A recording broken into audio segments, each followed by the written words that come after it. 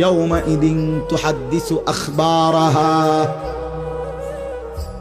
রব্বুল আলামিন বলেন জমিন সবটা কথা বলে দিবে, ভালোটাও মন্দটাও, আলোটাও অন্ধকারটাও, একাকীয় অন্ধকারেও প্রকাশ্যেও সবার মাঝেও সব বলে দিবে।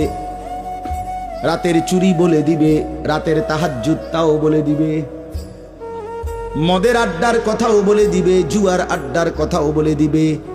সারা রাত যুবক উলঙ্গ ছবি দেখেছ, আল্লাহর কসম সেটাও বলবে।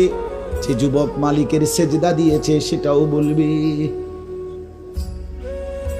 তাহাজ্জুদ শোনাবে, আবার সবার সাথে যে জামাতে নামাজ পড়েছে এটাও বলবে, সব কিছু বলে দিবে।